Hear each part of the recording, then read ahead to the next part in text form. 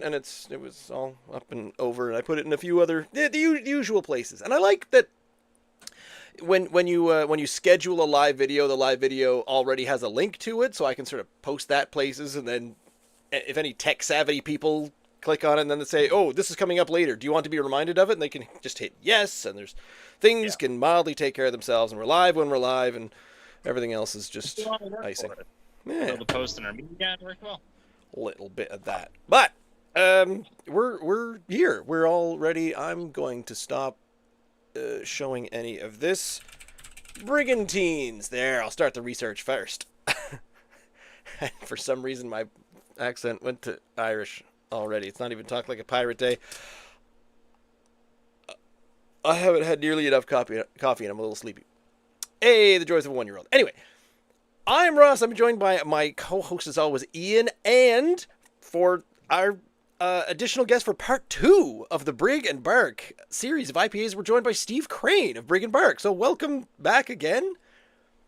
And I'm very excited. This is time 3 I've got to hang out with you guys, and I don't feel it's enough. it's got to be one of the weirdest IPA nights we've ever had. I don't think we've ever had all. We've done the all IPA night, but we've never done the all IPA night from one brewery before. Is there? I mean, okay. Short answer. Brig and Barq is a recently open. I don't want to say open. That doesn't sound quite right. Recently established craft brewery happening out of Port Williams, Nova Scotia, just up the road from me. And Steve was on the show, and we went through the first 3 cans that were available. Not just what was on tap, because he had everything on tap, but the first 3 cans that were available were the sour, the lager, and the red. And now these 3, the Session IPA, the IPA, and the Big IPA, you went full IPA for the kind of, I don't know, the second batch in cans. I don't know if you want to talk us through. Was there a choice in that? Have we discussed this? Yeah, so how it kind of came out is, so the first, like, the core lineup, I'll call it the 4 that happened at the gate, were lagers, because I love lagers, and I want to drink lagers. Hey, I'm Steve, I'm a brewer. If you want to make me happy, make a lager. The second one was an IPA. If I go, as a brewer, if I go into your business, I drink your lager and your IPA, and that's how I judge you on your production.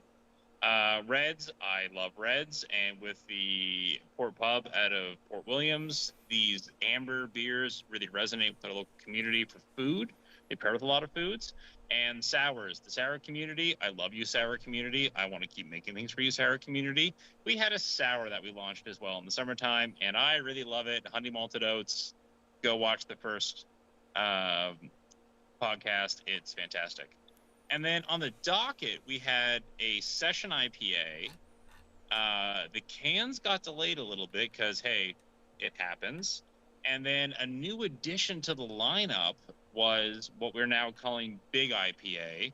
Our IPA that we launched with was a 5.7%, so less than 6. And then the Big IPA is a 6.8%. So the way it kind of worked out with supply chain and the podcast and the launch, because we are one of the new kids, we decided to focus on the first 3 beer that we did. And then once we had the Session IPA and the Big IPA as bookends to the IPA, to circle back and do a study. I love talking about the business that we have, but we're also going to talk about IPAs and the culture, because each of the different IPAs we're talking about today, there's 3 different products. They're all different versions of what we understand to be an IPA. And I want to circle back, focus on it a little bit, and I'm just kind of really pumped up about the product. So to immediately clarify, this isn't that episode of The Simpsons where there's one funnel that comes down and then splits into 3 different vats for No. Duff Light, and Duff Dry.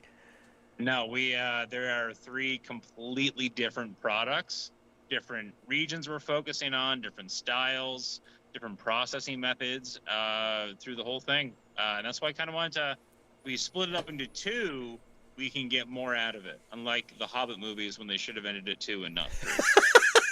Oh, shots fired. Our third one, I think, is the best one. The Big IPA, I'm really at home with right now. I can't wait to get to that one. If you're okay with doing it by alcohol percentage, we'll start with the Session IPA. I think that's appropriate. And Ross, I do want to take a moment to throw it to you, in that the day and kind of this idea for the podcast came from something you said in the last podcast, when we were talking about the IPAs. 3.5%, 5.7%, 6.8%. How was your day today? There's a full lineup to support you in what you're doing. So let's start with 3.5. We'll kind of go through that. I did not have a 3.5 day, so that's another reason why I'm also looking forward to the big IPA at the end, I think. What if you're in the 4s? What if your day was, you a little heavier than a 3, but not as heavy as a 5? Have two threes. You have two threes in your barbecuing. That's what I do. It's great. There you go. The Session IPA, there are descriptions written on the side, and I love the fact. So we're at the Brig Barq, the logo for it, but the similarity, and then the bottom is your descriptor. Like it's color. It's honestly I don't want to say tactile, but certainly even for the functionally illiterate. You can get by with just, hey, that's the pale green one. I like that one. That's going to be the lighter IPA, right? Yes, you are correct. So Session IPA says a sessionable IPA infused with bright orange peel for a zesty citrus kick, perfect for easy drinking refreshment. Orange zest. That's speaking my language. So that's one of the important things I feel about these low alcohol beers. So when we started to get into production and designing the business, alcohol consumption has changed. We still have the ABV hunters, we still have the flavor hunters, but then we have folks that I feel I'm kind of trending towards, actually, where I want great flavor, I want carbonation. It's all about carbonation, but I want to kind of extend it out a little bit. Or when talking with, say, my wife, when we go out, one of her comments was, I can't have a product when we go to dinner and then feel comfortable afterwards if we're driving or sharing the responsibilities. So these non-alcoholics or low alcoholic products are becoming really, really popular, and I really support it. For the social outing, especially for even getting people to your establishment, you have to, if you have nothing that isn't at least a low alcohol percentage, even as low as like a 3.8, 4.0, then it's like not inviting people to your place. Exactly. Or for myself, I tend to go through a pint of beer or product a little faster than my wife does. So if I want, say, a 12 ounce of a little bit of additional flavor, having a 3.5% allows me to kind of have a beer without having a beer. Non-alcoholics in the industry are a huge market, and I support them 100%. They do come with additional equipment and additional staffing that sometimes breweries who are a startup or of a certain size just can't handle at the time. Anything below 3.5%, you start to lose that actual natural buffer against bacteria and microbes. So this Session IPA was originally designed as a 2.5% beer, but we want the safety of it. We always want to create safe, quality assured products, so we upped it to a 3.5. But the bodies always end up a little bit light. So throwing a little bit of that sweet orange peel in there just kind of helps balance out the malt, introduce the hops, and just make it an overall pleasant experience. I think that's the smell that I'm getting. It is a really pleasant orange peel smell off of it. Yeah, it's immediately the first sip I took, I'm thinking, I'm standing there watching a softball game in the middle of summer. It's that kind of feel to it. It's a bang on a summery drink. It's going to be refreshing. I've had it in the fridge just long enough to cool it off a little bit because I don't like my beer too cold. But I can totally understand if this was hauled out of a garbage can full of ice and water at a softball game on a warm Sunday afternoon. You're going to be necking a few of these immediately. I can taste that. That seems all right. That sounds really relaxing. That sounds like a great Sunday. It's zesty. The lemon is immediately there. So there's some flavor. There is some bitterness because you don't want to lose sometimes that IPA quality, and that's when I find it's sometimes difficult to design these low alcohol beers because your window, if you're designing like a 7% IPA or like a big double IPA, your window or your box, it kind of there's more space to allow for inconsistencies. When you're designing alcohol beer, there's so much less play in what you're doing. But dialing it in has been very, very important to us. to get this recipe in. Something that Ian has mentioned at least twice, because he drives around even more than I do, and I feel like I'm always driving, but Ian drives so much. Ian, you've mentioned more than once on the show that you go to the grocery store and get occasionally a pack of the 0.5s. Which a 0.5 is still a zero alcohol beer. My question, I mean, we can have a conversation about zero alcohol, but my question is it possible to brew that, or is that chemically reduced by the companies at some point later? My understanding for non-alcoholic beers are 0.5. So anything 0.5 and below is considered non-alcoholic. Legally from the CFIA, Canada Food Inspection Agency. So there's some techniques that you can do. You can brew a product that is, say, a 5% alcohol, and then you can distill off that added alcohol and take it down to a 0.5%. That comes with additional heating. That kind of changes your recipe a little bit. So there's a bit more. There is some quality assurances from recipe development behind it. But then what you can do if you distill it off and have the large facility is you can turn that and take that distilled alcohol and turn that into your neutral base, your neutral grain spirit, and then turn that into your 95 proof vodka or just neutral grain spirit into your vodka seltzers and turn that into what you want to do. You can also design a product that will ferment 0.5% alcohol. So say with the Session IPA we're tasting right now, I designed a product with the yeast. It'll give us 3.5% alcohol, and I have all my math done and all my quality assurances taken care of. And you brew the amount of sugars that will give you 0.5% alcohol. There's a third capability right now where we're starting to get some more modified yeasts. So there are some yeasts that they are built to ferment only 0.5% alcohol as well. So that instead of create the amount of sugars that will create 0.5% alcohol, you can create more fuller body products, and the yeast will stop fermenting at that 0.5%, and you can kind of get that threshold as well. I didn't think and don't think that I would like a lower percentage beer, and we've had a couple, not that many. I think Two Crows had like an itty bitty pale ale or something like that, and I found that the bitterness still took precedence. It was still where the body was much lighter, which you would get, but the bitterness overcame it. But with this one, I don't know what's going on where you said there's a little bit of bitterness. It is there, but it's there to remind you of the flavor. Yes, this is still beer, but where the body remains light, you know that you're drinking obviously a light beer.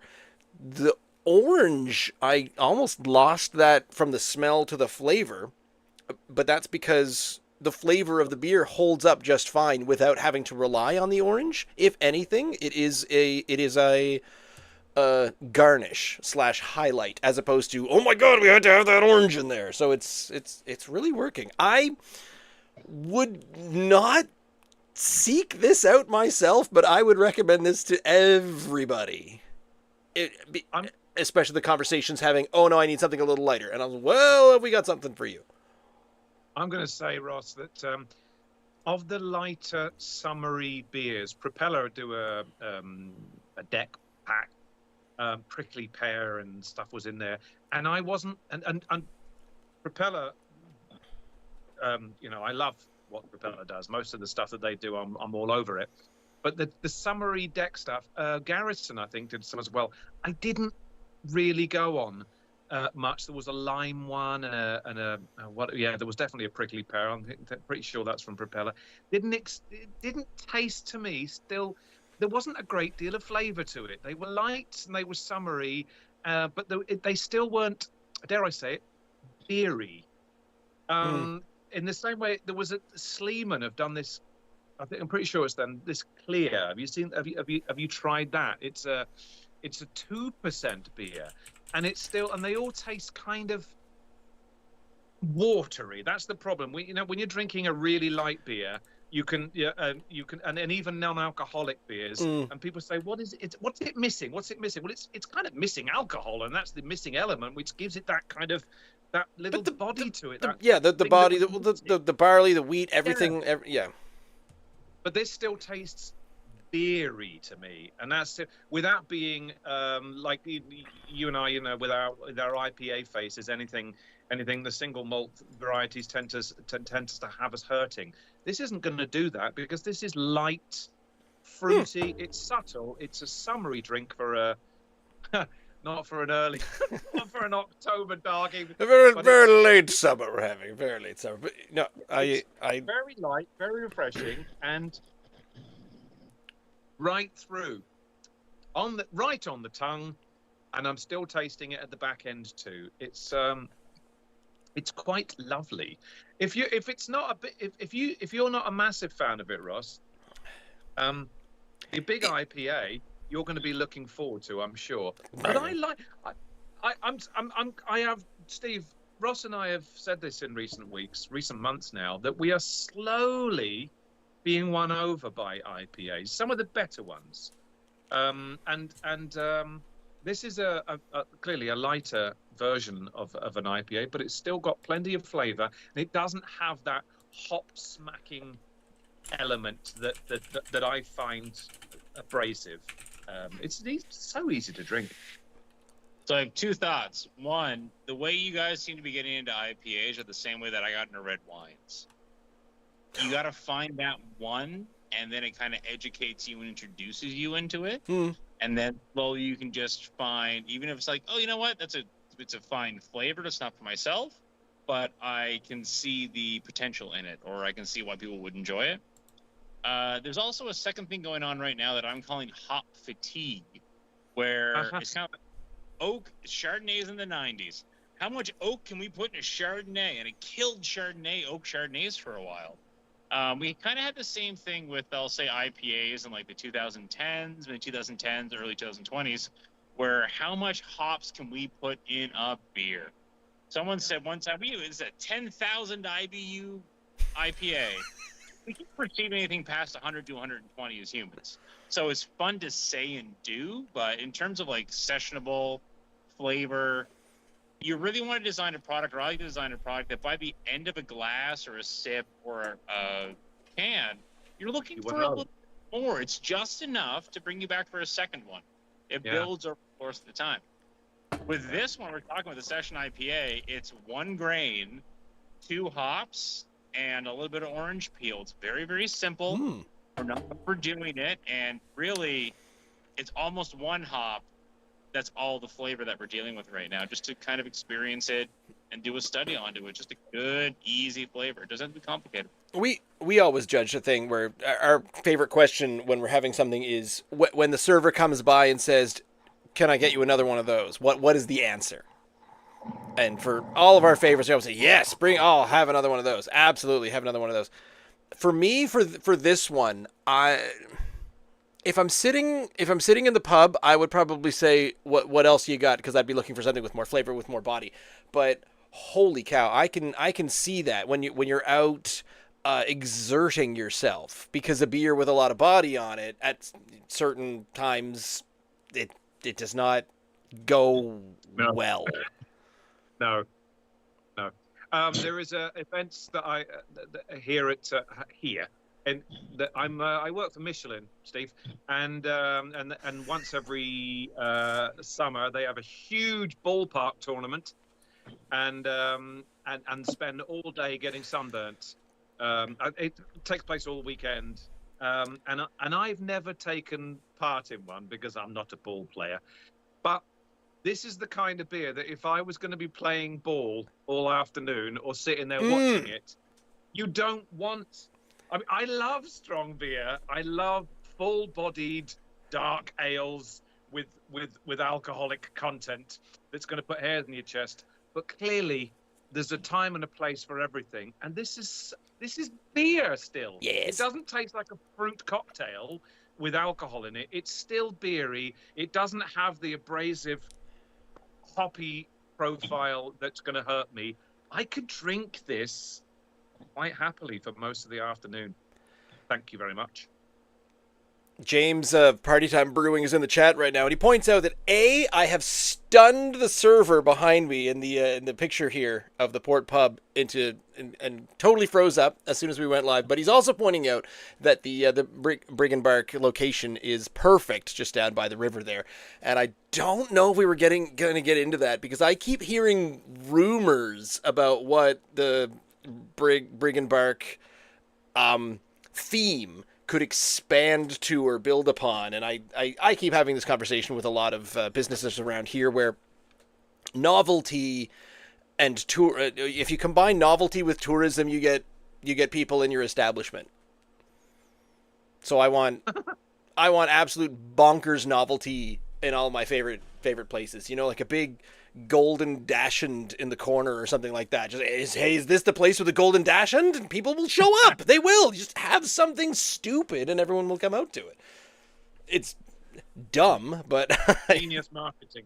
Great marketing, Ross. No. What's the opposite of genius? It is Golden absolute low-hanging fruit marketing, I guess would be the only way of putting that.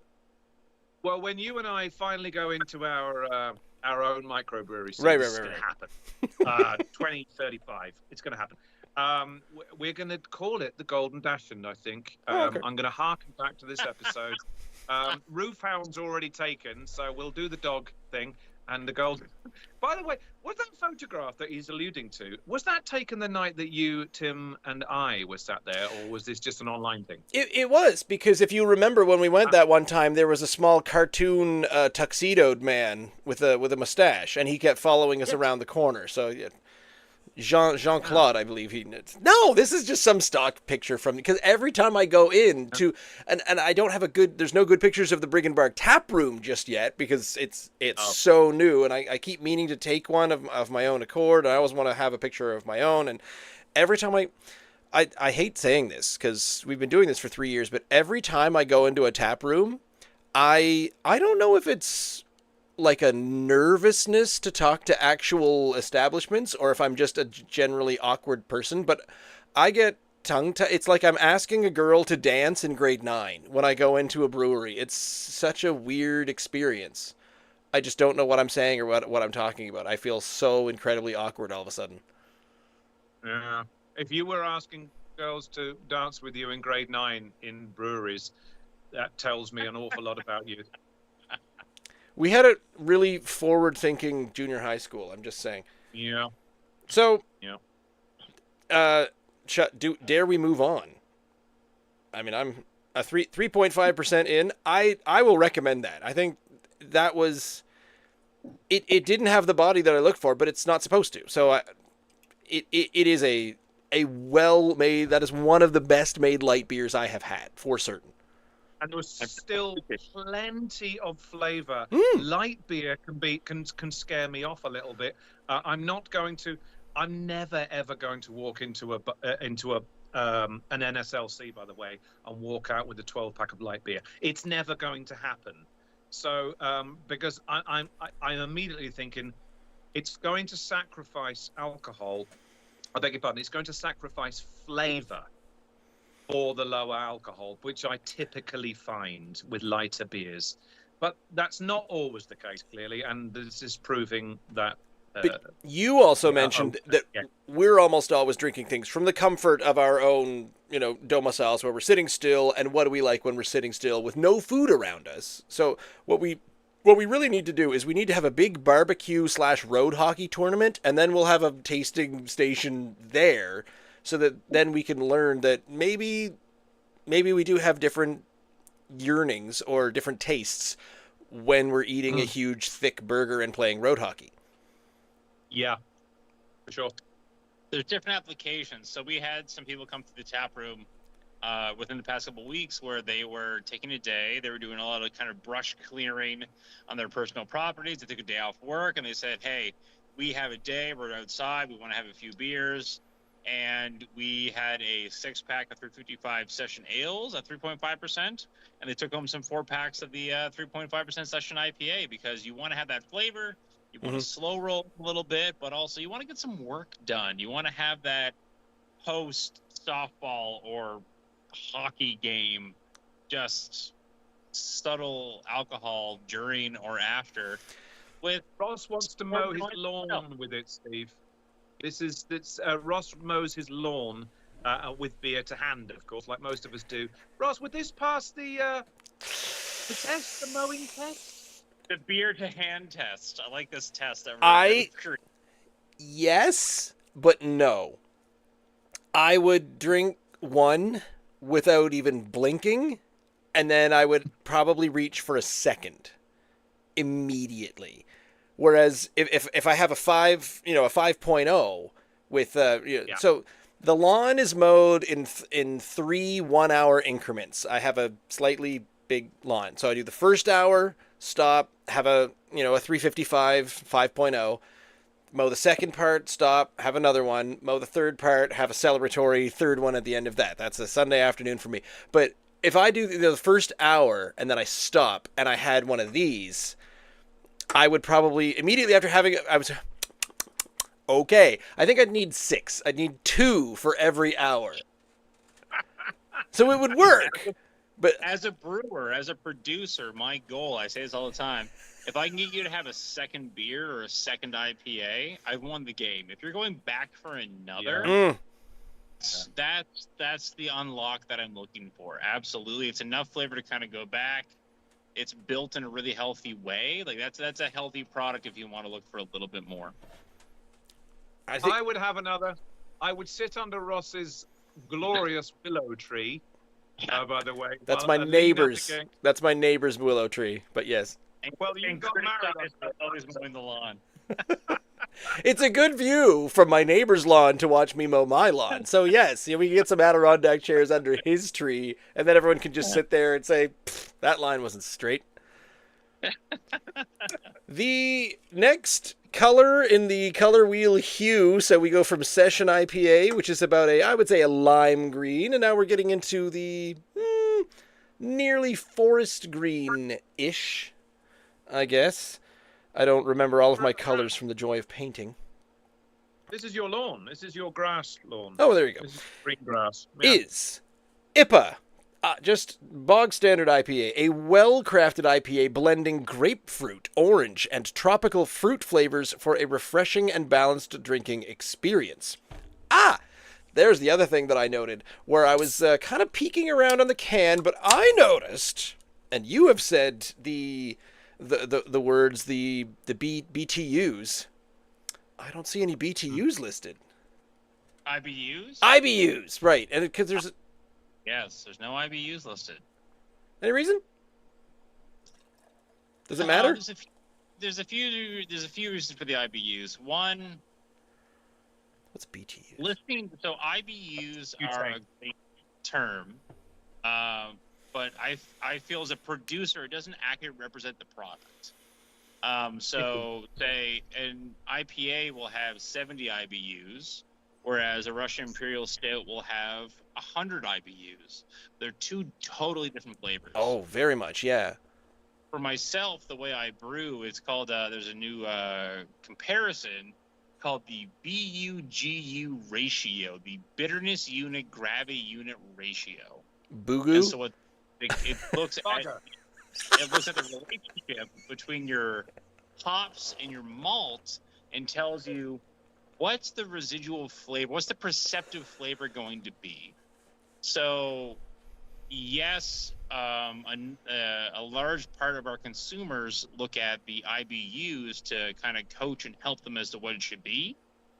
But if we're looking at this IPA, this one specifically, this is what's really cool about it, is that it's kind of a new style that Nova Scotia's created, where the IBUs don't really represent the flavors that are going on. So it's kind of, if we had time without time zones. Hey, we have a time. It's 1 o'clock all over the world.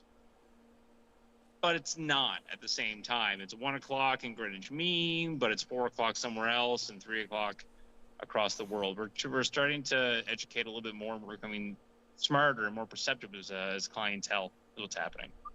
So BUG is the way to go if you get super nerdy about it like I do. I will look up more about that. But Ian points out that it's BUGU ratio, so BUGUR. It's BU. So the way I look it up is when I Google it, BU colon GU, and there's a lot of comparisons about it. There's scales where, if you're dealing with your American IPAs, your BU GU is anywhere. The average is probably 0.8 or 0.75 to 0.8. One is your kind of a hop focused one. 0.5 on the BUGU is right down the middle. I created a blonde beer one time, not purposefully, but that was the technically perfectly balanced beer. It was a 0.5 BUGU down there. If you start with that, you can kind of shift towards more malt or more hops, and really design your beer in an appropriate way. So it's almost like the scale. What is it? The acidity and alkaline. You've got 1 and 14. And to be perfectly aligned and in the middle. I've always thought about the IBUs because I grew up drinking bitters, Steve. Bitters, like Angostura bitters. Bitter was my thing. Ale was my thing. Lagers. I know you said you had a preference for the lagers. Lagers are what my friends drank. I drank the bitters because my dad did. But you'd think, my mind would think then, well, if what I like are bitters, then surely I would like higher IBUs, the International Bitter Units, in my beer. But it's not necessarily the case at all. I've found that there are really smooth, traditional English-style bitters that don't actually have a high IBU count. And I've thought, I'm not quite understanding what I'm supposed to be getting out of this rating of IBUs. I don't want sours. Sours have an IBU that's going to probably scare me. On the other hand, I've drunken beers that have a very low IBU and thinking to myself, I like English-style bitters. Surely I should be liking this, but I'm not. I never understood that scale. I didn't understand what it referred to. It didn't have me reaching for another one, or it didn't turn me off, dependent on the scale itself. So are they doing away with that in preference to this, or is this something, this BUG, is this something that you are creating yourself? I am so excited right now. So IBUs are still very important. It's still something that I use every time I develop a recipe. So we need the foundation of IBU to help us design products. But the BUGU allows us to take that foundation of the IBU and apply it to the styles. So without going too much in depth, the red ale that we tried last podcast, that Ian, you put, I think, as your top one, that is technically an English strong bitter. That answers a lot of yeah. So what happens is, yes, it has an IBU, but it also has a matching sweetness to it. They balance each other out. So the IBUs tell you about bitterness, but it doesn't tell you about the malt profile behind it at the same time. So not that we're getting rid of something, it's actually the next stage or the next evolution, I feel, of brewing balance is what we're dealing with right now.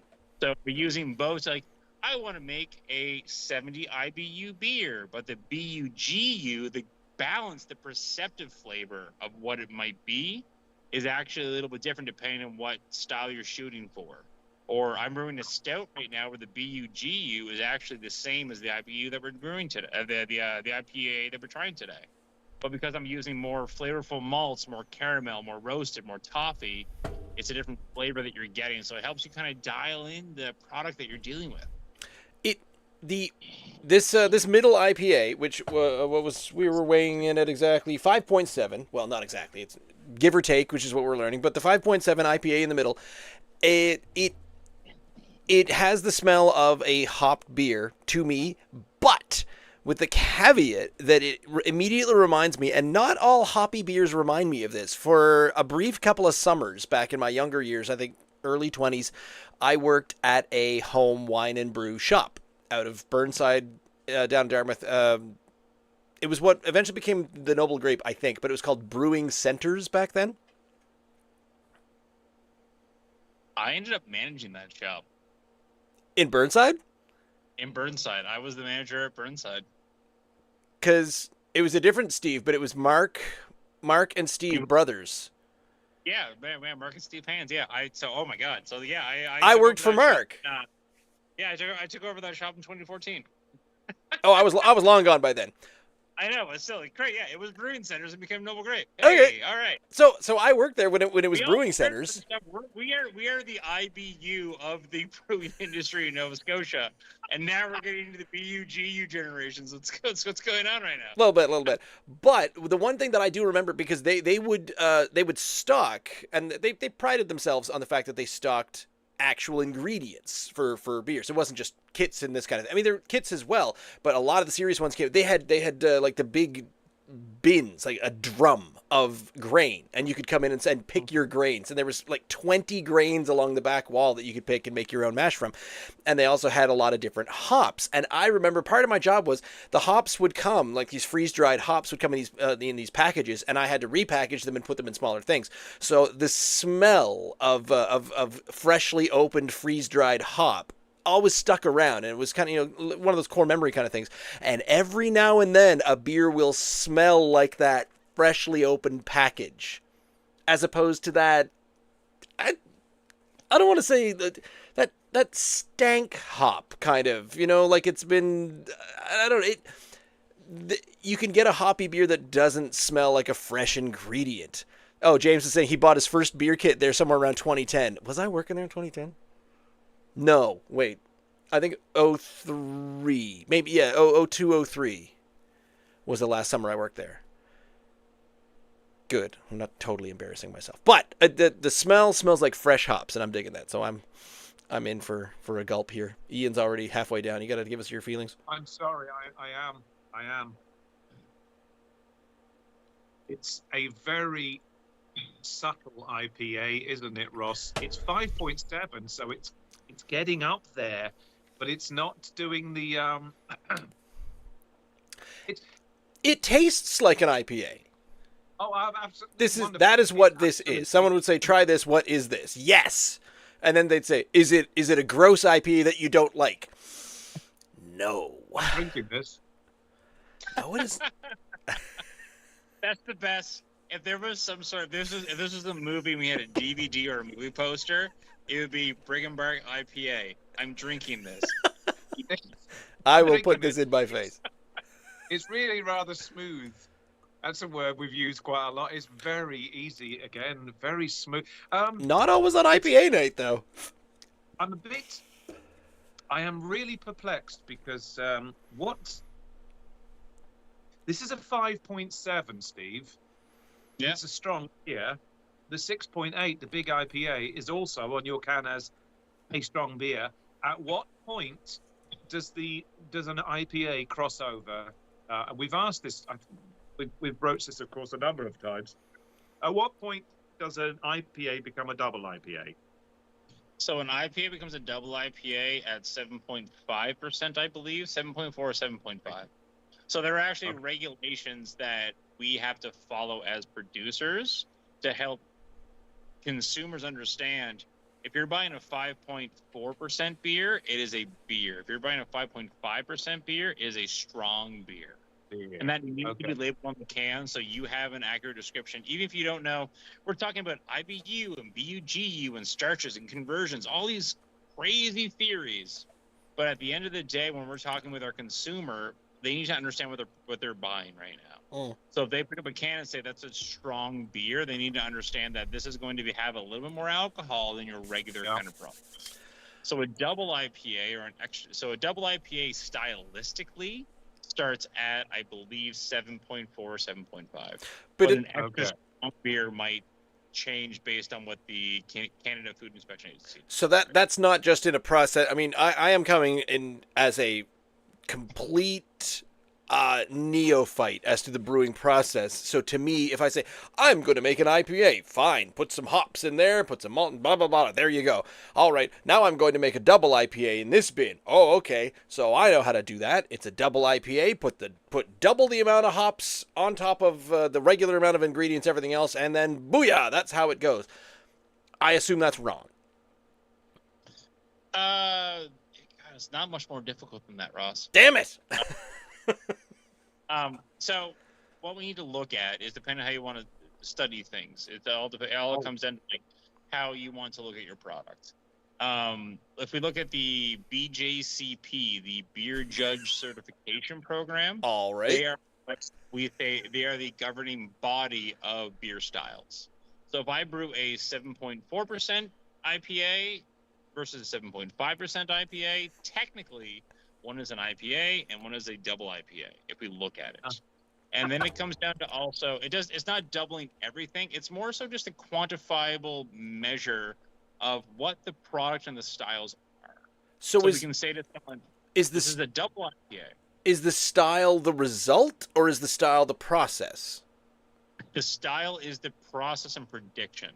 So when I designed the IPA that we're consuming right now, I said I want to make an IPA, I want to make this style of IPA, and I want to have this amount of bitterness in the IPA. Whether or not I hit that process or hit that flavor is completely different, but there is a box that we can start with that helps us predict what we're going to be making, and that is more so defined by the BJCP, Beer Judge Certification Program, but dictated in sales and accessibility by your local market. And that's something that we're dealing with right now, where I'm navigating right now in Nova Scotia, where we tried a lager last time, technically the Czech Pale Lager, but if I submitted it to a brewing BJCP sanctioned competition, it wouldn't be seen as a Czech Pale Lager because I made some tweaks to make it more applicable to the East Coast market.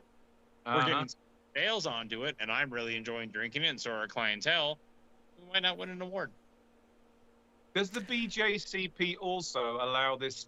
I understand that just because it says 5.7 on the can, it doesn't necessarily mean it's going to be, because you've already produced that can, and I understand from several weeks ago there is a tolerance. So therefore, if you were saying that your 7.4 was still classed as a strong IPA and your 7.5 is a double IPA, they could feasibly be the opposite. One could be, your strong beer could come in at 7.8 and your double IPA could physically be about 7.3 or 4. This is the way I was understanding it, because there's a 0.4 of a tolerance involved. You're correct. Depending on the classification of your product, there is a tolerance to what your alcohol can be. The lower the alcohol, the less tolerance of variation you can have. So with our 3.5% IPA that we're testing today, we have a 0.4% tolerance to it. So if I make a 3.1% IPA, we're fine. 3.0, we're technically not producing a product that's legal. Once you hit 5.5%, your swing that you're allowed to have, I believe, is 1.1% alcohol. Wow. 1.1? So you can sorry, it's 1%. It's 1%. So if you made a 5.5% beer on your can and it was tested at 6.4% alcohol, technically that is legal, but it is at the threshold of what you can have. Yeah. So, and what's happening right now is, whenever you get a product into the NSLC or Nova Scotia Liquor Commission, they actually send that product at the beginning when it gets brought on, and then there are spot checks where they send your product to get tested to make sure that you're following their guidelines as well, which I am very on board with and super thankful they're doing, because myself, sometimes I don't have maybe the time as a producer or the infrastructure or the finances to start testing my product, and they're doing it for me, and I am just making better product because of it, which is fantastic. So there are thresholds and tolerances, and we are getting more industry support for checking those out to make sure that the customer base is getting the best product they possibly can. This is delightfully easy to drink. Yet again, and it's not often that the word smooth comes up on an IPA night, but it's two in a row now. I mean, I was mildly expecting it for the lighter bodied one, but again, you could have a light bodied beer that still leaves you with a kind of an ooh, ick, there's something in my mouth. But they are both ending so smooth on the back end that yeah. This is Ross, if nothing has converted us so far, this might be the nail in the coffin for our full on conversion to damn it, I like hoppy beers now. It's well, reluctant. the problem I'm having, Ross, is this. It's this. I shouldn't be liking this as much. Not just because Steve's here, but but both Rebecca and I've been getting on. We're on board now with oh my god, juicy, hazy. Yes. Yep. And neither of these are now. Of course, when I see we've got a session IPA and an IPA and a big IPA, none of your cans are saying juicy and hazy, and so I'm thinking to myself, am I just going to be smacked here with a bunch of hops again that I'm not really sure about? Whereas the juicy and the hazy ones are these that seem to be just hitting the mark for me now. There's a sweetness. The citrusy sweetness gets in there where I appreciate that in the juicy hazy because it balances out where the bitterness is sometimes taking too much of a personality of the beer, and but these are clear. These are clear, see-through beers. I don't know another way to. They're not hazy. They're not dank. They're not juicy things. They are quite refreshing and smooth. Mm-hmm.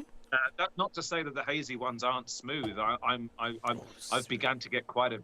I've drunk a few recently. I'm like, I'm not an IPA man. I'm not a hophead. We're becoming that. It's happening. But I'm slow. But I have been won over.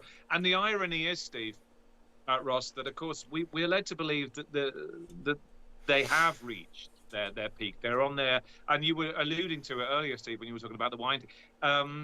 It has seen its heyday, and we are now seeing a slow return, maybe to slightly less hoppy and maybe more malty versions of beers. But I think we're not totally on board. But if someone hands me an IPA now, I'm not immediately going to turn my nose up and say, I don't hand it back. Yeah. I'm not sure I'm going to like it. I'm going to be way more willing to give it a go. And quite often now, I'm being won over by the damn thing. I mean, by beer 390 or whatever the heck we're at now, I expect us to be able to do that, where someone hands us basically any style and says, try this. I made a American red ale. And we can now say, oh, I kind of know what you're aiming for there, so I have a bit of an idea as to where this is going to go, and I'll give you a slight opinion as to what I think of that. Where there's enough styles and there's enough good things going around that it's. Remember when we had we did our 6 one night? We did 6 IPAs, all different, Steve. They were all from different microbreweries, and some were better than others. I thought the IPA at the time by Nine Locks was my favourite that night. But and it was my favourite of what I would consider to be beer that I didn't like very much.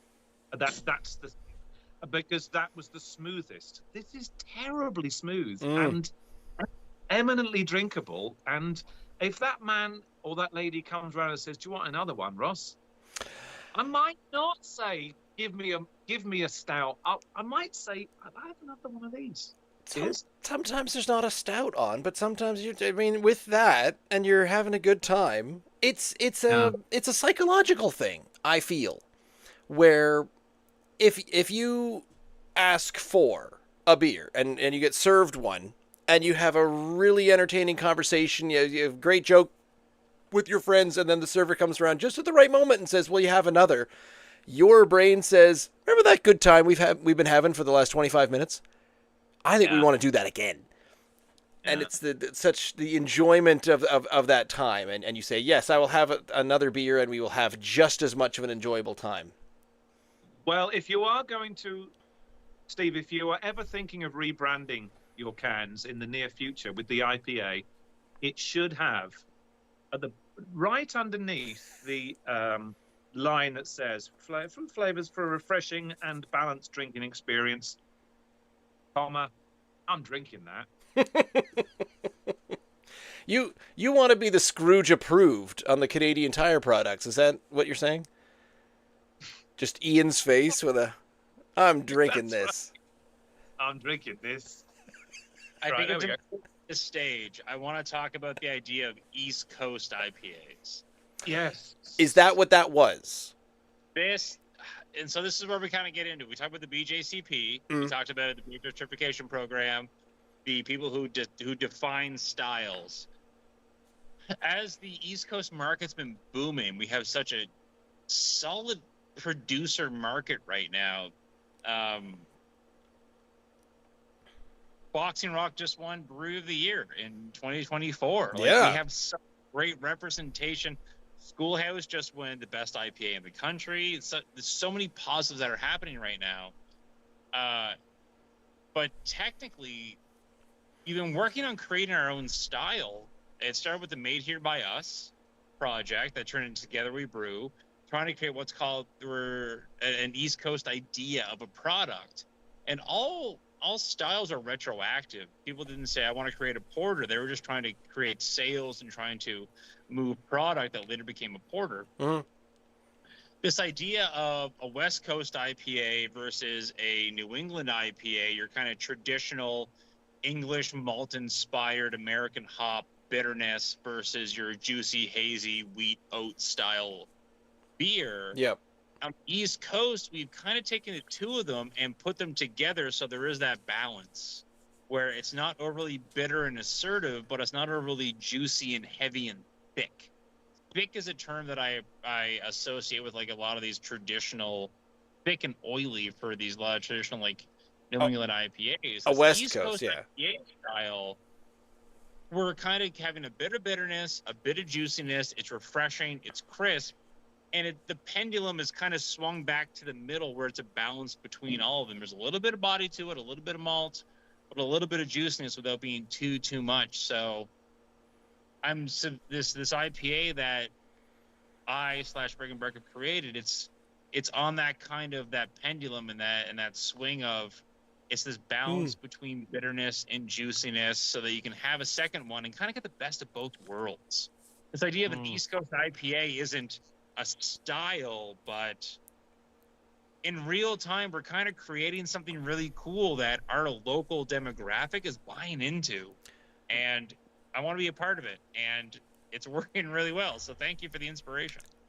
We recently, I think 3 weeks ago, might have been 3 weeks ago, we spoke to Chris Stewart of who is the new brewmaster at Patty's, and I say young because I think he said he just turned 30, so young Chris Stewart over there, the young brewmaster of Patty's. He is originally from BC, and where we got to talking about things, he had changed a recipe. So I recommend, if you have not in a couple of years gone in the TBA IPA at Patty's, he has made some tweaks to it with a West Coast inspiration, but keeping it very smooth. We were surprised because about 4 or 5 years ago, we tried the TBA IPA and it just blew, it grew hair on my head and then it all fell out again immediately. It was just that kind of over the top. But he's done this. And then the more we talked to Chris, the more he talked about the sort of the chemistry and the science, and he started mentioning words that weren't exactly the word data, but they sounded like he was talking about data. And I said, Chris, have you talked to Steve Crane? and he said, no, I know who he is, but I haven't met or talked to him. And then I mentioned that one of your favorite things to talk about is the data set you get from people buying beer and what everyone's interested in, what everyone's buying and what everyone's interested in. And he lit up. He said, I want all of this. I want to know more about it. He's like, oh, data. He just wanted to eat data. And I said, somehow I need to get the two of you in one room together. And so I'm sure that'll be a data-driven conversation. But he's a West Coaster. He's originally from BC. He spent some time in Germany. Via Germany. But it was this new TBA recipe that I had written off the TBA for years at Patty's, not gone near it, but when we talked to Chris, he wanted to drink it, and we were blown away. We said this is night and day to the last time we tried this beer.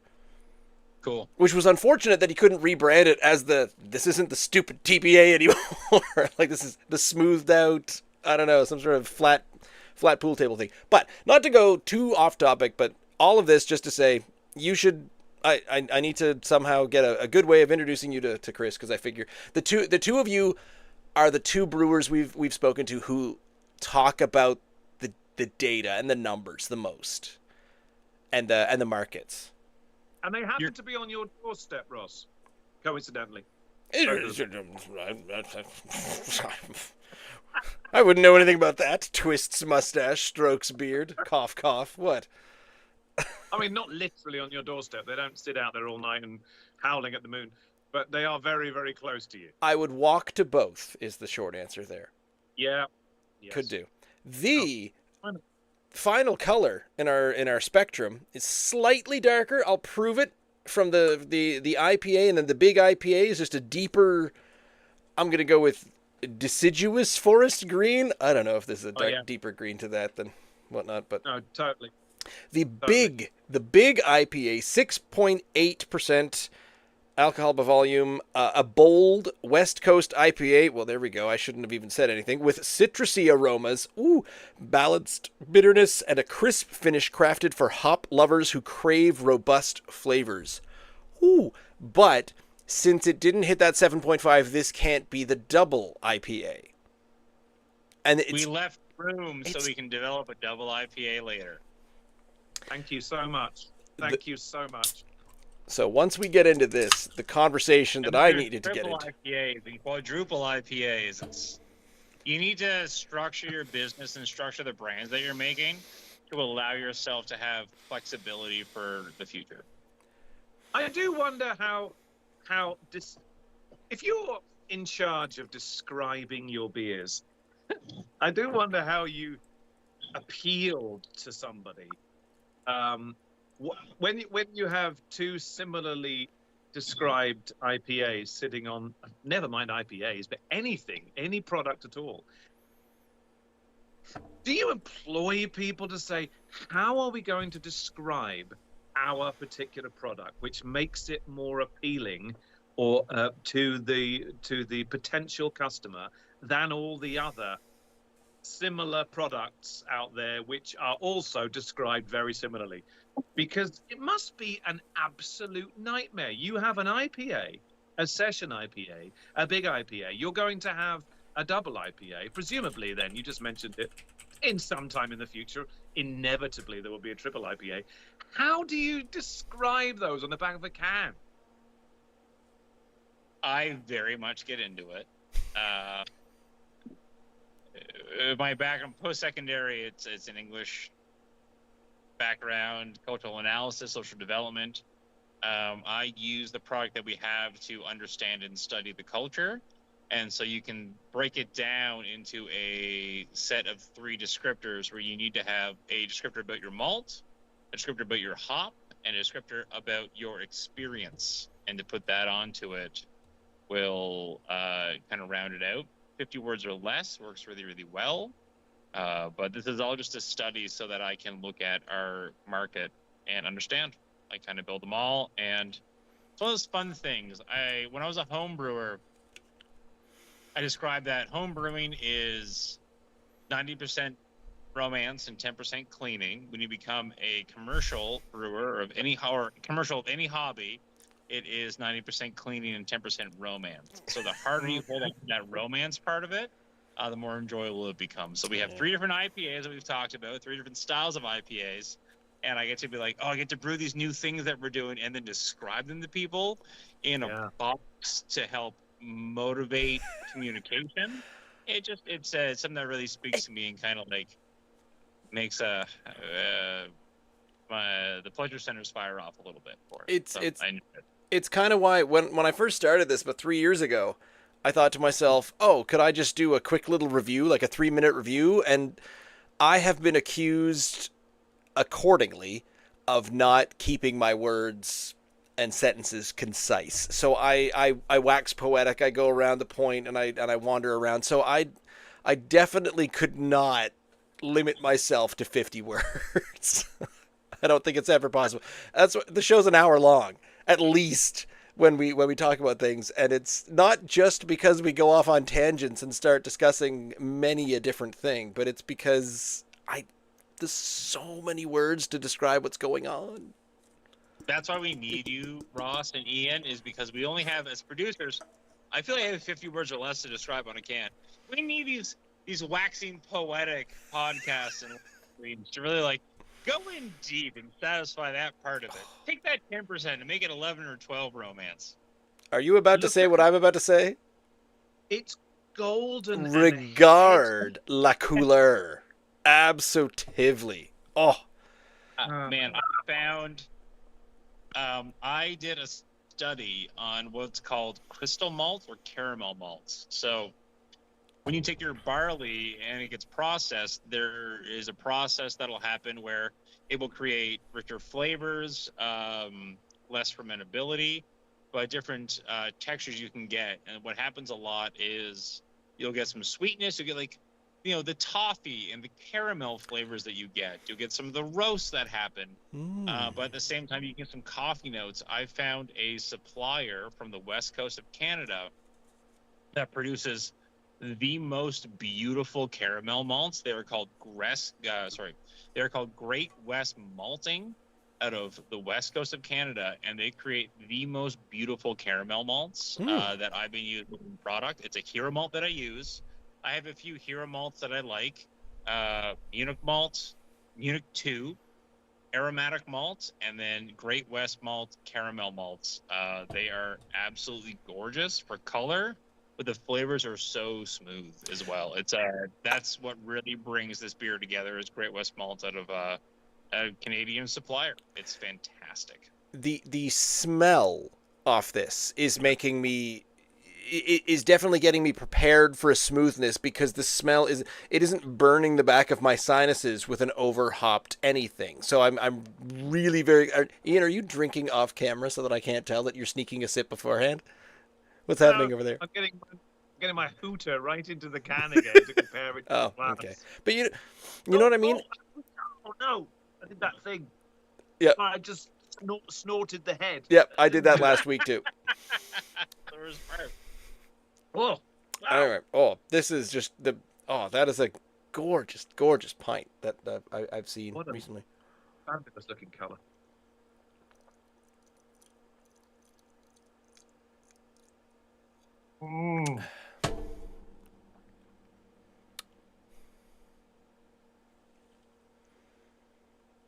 I feel like I've drank an IPA, but I'm getting that first and that second stage that I always get with an IPA at the very beginning. So, here comes a sweet, citrusy, and then, here comes there's a little bit of a hop, and the hop profile in the middle. But that third stage of that, and now are you ready for me to shake you by the spine with bitterness, is not happening. It doesn't do that. No, it doesn't do that. It doesn't hurt you. Oh, it's the three smooth IPAs, and you've made it so you could explore the flavor without being punished on the back end. I love this beer so much. It's probably the one, it wasn't part of our launch brands. It was one that was brought up without having the launch products of the 3.5 and the 5.7. This one would not exist. 20% of all beer sold in Nova Scotia's craft beer, and 80% is macro products. So we designed this lineup to kind of hit all demographics. And without having the 3.5 and the 5.7, this one wouldn't work. And then when this one came out, I am so pleased and so satisfied with what this product is. All the products we've been dealing with are kind of outside of this BJCP box.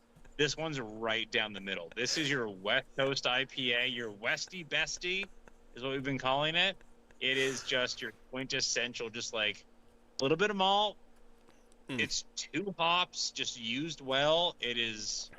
As a brewer, I feel we just nailed this one out the gate. Yep. It's fantastic. I am so glad that I get to be a complete hypocrite about our first conversation at the beginning of the show about the low alcohol percentages and go out and just have a light beer and then you can drive home and that kind of thing.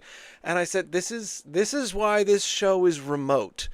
Everyone can stay at home in the comfort of your own home. No one's out on the roads, and you can have it as many imperial brown ales as you want. Get it in you. Get the body of a beer into you.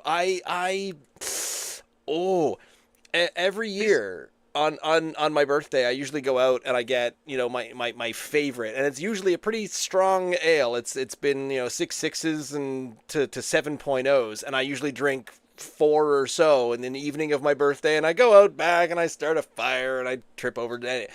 Nothing dangerous happens, but fall over, you get drunk and you fall asleep in your deck chair. that happened once. Yes, it happened once. I'm never going to let you forget that. A couple of years ago, it was wonderful. That's fine. I thought, Steve, I've never seen Ross actually overdo it.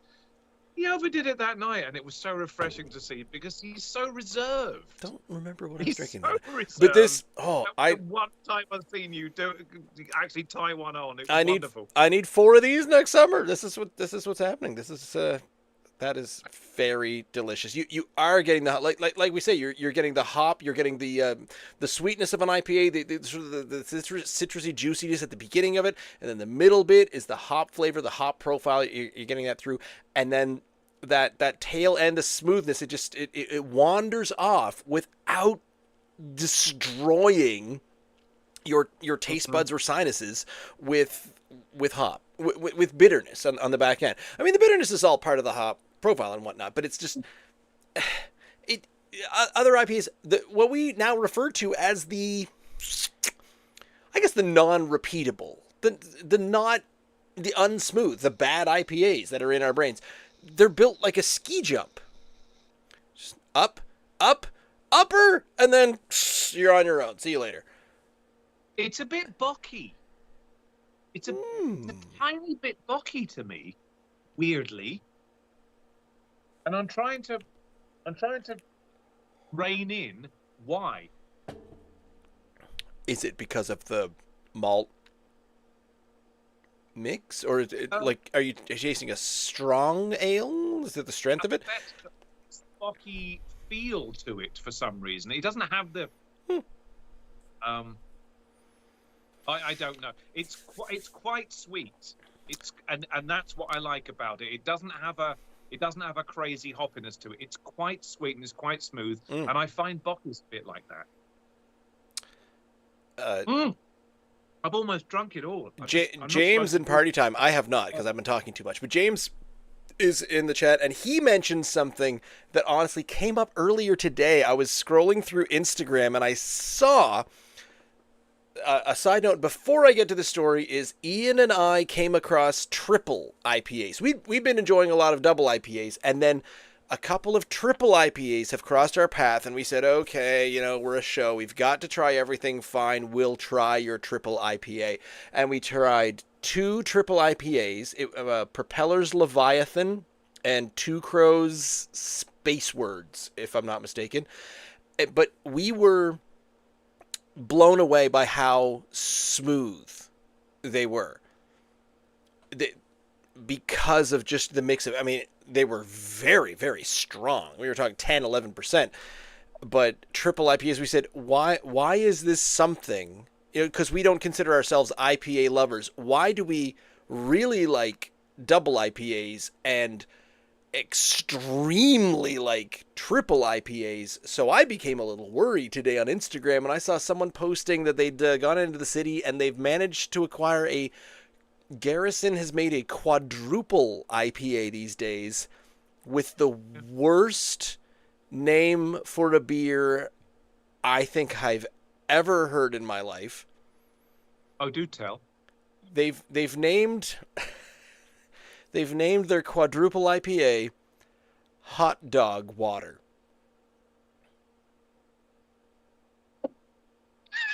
Okay, that took me a moment. Okay. And the first comment Do you was, want to, does it do taste you want to like talk hot about dog water? And then the first answer is, no, of course not.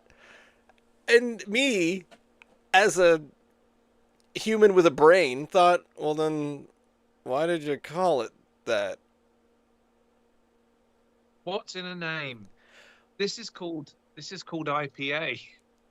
I Um, know, but those are all words that make you want to drink it. That when you, it's as though you're not going to call your double IPA the raw sewage double IPA. It's not going to make people give the imagery of wanting to drink it. do you It's a think marketing thing.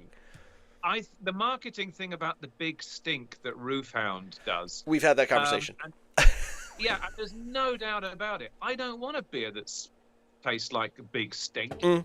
but it is a marketing thing for sure.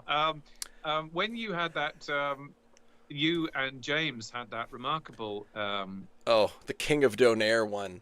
the King of Donair beer. Now, I'm not sure I would want that if it were just called this is our beer, try it. I wouldn't have bothered with it. But if it was called the King of Donair beer, I would be naturally curious. And I think if someone produced, this is pizza beer. This is our pizza beer. This is our pizza IPA. I would be naturally drawn to it. I think it's a marketing thing, Ross. And I now want to try hot dog water beer. You, Absolutely, I want to. I want to try it. I'm the weirdo that does weird, strange cooking things, and I don't even want to try. Like we have said that we really like double IPAs, we extremely like triple IPAs, so therefore a quadruple IPA is right up our territory. But they've named it literally the one thing that would make me not want to drink it, and that's what bugs me about it. Steve has been sitting there looking very smug for a long time, and I'm curious as his thoughts. What we're engaging in right now is something that's been happening with Belgian beer for a while. Is that we had the single, the double, and the triple. Yeah, There is something that's the quadruple has something that has been coined for a while, but it's called the Belgian Strong Ale. we've had a Belgian quad. Yeah, you do it well, they're delicious. Mm. So the same thing is kind of happening with American styles and IPA styles, because what do you do in America? You kind of bastardize stuff and jam them through. So we're kind of getting these triple IPAs and these quad or these strong IPAs. These overly strong IPAs are happening right now. But you combine that with the necessity to market things. Because how else are you going to get, like, on the East Coast, where more focused on repeatability and consumer and kind of clientele, and your how do you describe it?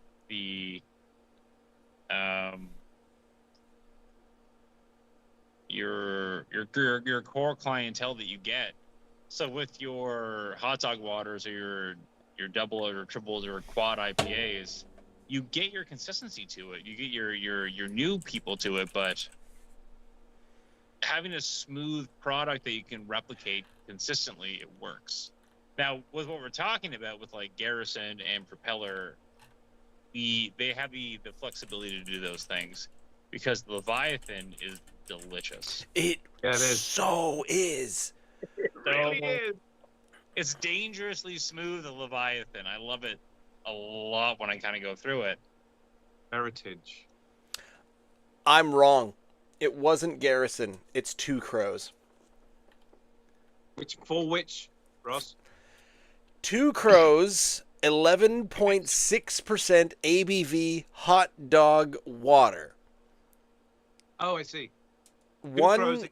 One can of hot dog water is filled with water and contains a plastic hot dog. If you crack this, you can win. What? Say what? Run that by me again? They put a plastic hot dog in one of the cans of hot dog water quadruple IPA 11% beer.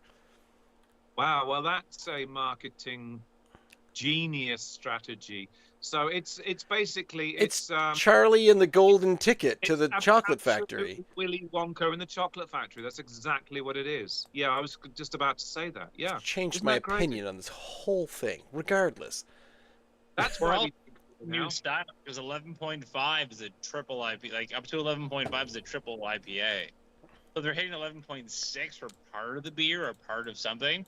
It's a quad. So we're starting to push boundaries a little bit more right now in the East Coast. Now, what is Wow. barley wine? I've had this conversation with a couple places about barley wine.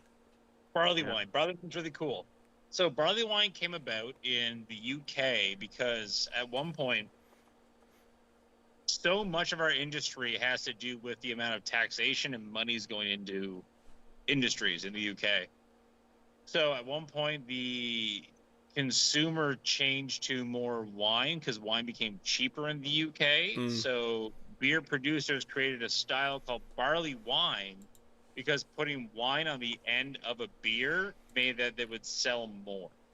So an English barley wine is more so like you're around like 9 to 9.5, 10% style, not so hoppy product, but to make it kind of more sessionable. Take like an American blonde, but make it like 9%.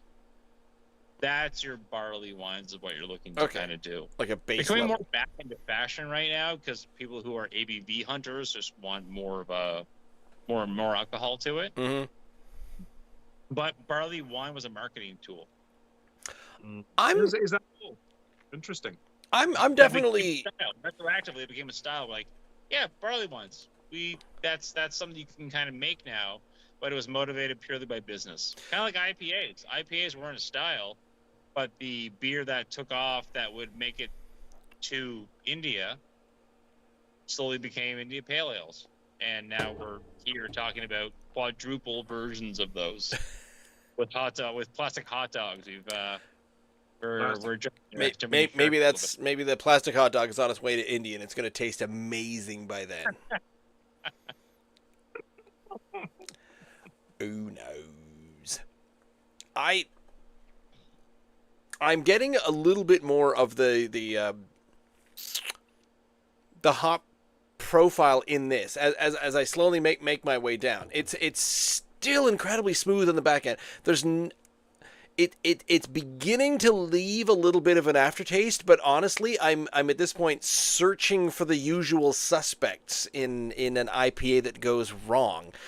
So I think just because we're at the point we're at a 6.8% beer, it's going to leave an aftertaste. It's going to have a little bit of a taste to it because of the body. I mean, if the color was an indication that you're going to get more of a body in this, obviously, than the first two. They were the three bears. There was the baby bear and the mama bear, and the papa bear has finally come through with the most amount of body, the most amount of ABV, the most amount of probably hop profile, and it's there, and it still is remarkably easy to consume. This is not, and I will asterisk this.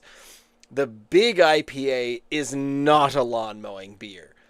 The Session IPA is a 2-beer lawn mowing beer, but the IPA in the middle is I would have an IPA for a lawn mowing beer. But if I had a Big IPA after an hour of mowing, I don't think I'd go back out for the other 2/3.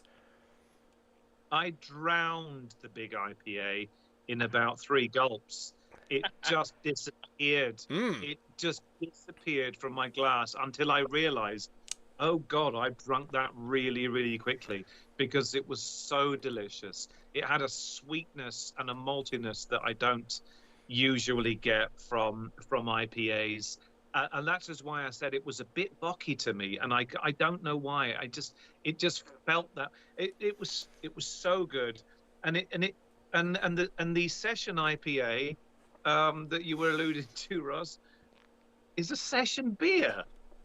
It's a lighter, but it's so delicious. The IPA is the one that I would probably say was probably my favorite of the 3, even though I sank the Big IPA like it was going like it was Christmas morning. However, it's because I got into IPAs over the night again, and as a result of that, I just wanted more of it. I'm not gonna have 3 or 4 big IPAs because I'm gonna be on my arse. But as a one-off or a 1 or 2 of an evening, it's bloody lovely. Lovely. Well, as Steve reminded us, where we put these as what kind of a day have you had? These will fit 3 unique types of days. Yeah. And I would after certain days, and I've had a few of them, the Big IPA is definitely what I'd reach for. And having all 3 in the fridge, all 3 in the shelf, wherever they are, I would say, oh, what do I feel like tonight? And I have this little internal conversation with myself at the end of a night. It's 9:30. What time is it now? Hey, look, it's 9:30, and I think to myself, all right, I'm gonna put on either a quick show or a half of a show before I totally pass out and go to sleep. What do I need? And I have to admit, more often than not recently, I've been going with a small glass of whiskey. So the Big IPA is definitely the kind of days that I've been having. And this would have hit the spot. I needed more of these, apparently. It's fabulous, isn't it? I'm going to go backwards. I might sort of go back You are not going to taste the Session IPA at all. That's my prediction right now. It's just going to taste, at this point, it's going to taste like tap water. All right, in that case, I shall do the tap water first. It's so light. It's like, I'll tell you what, when I go back to it now after the strong stuff, it's almost like a wheat beer. It's like a Weiss beer. After the maltiness of that's really strange. It's like it's a wheat beer. And now I'm going to the IPA. Oh, it's so good.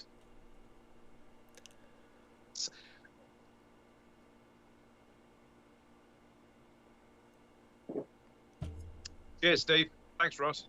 I'm taking my peanuts in the water. Good night. I'm out of here. I like how you take your peanuts as though we're going to somehow steal them from you.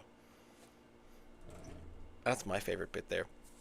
Steve, thank you so much for joining us and for bringing these to us again, especially three IPAs and, well, for lack of a better term, trusting us with 3 IPAs in an evening, as we are not obviously IPA lovers. Have you got any final thoughts or final messages? I mean, now's the time. I'm excited to be back. Absolutely.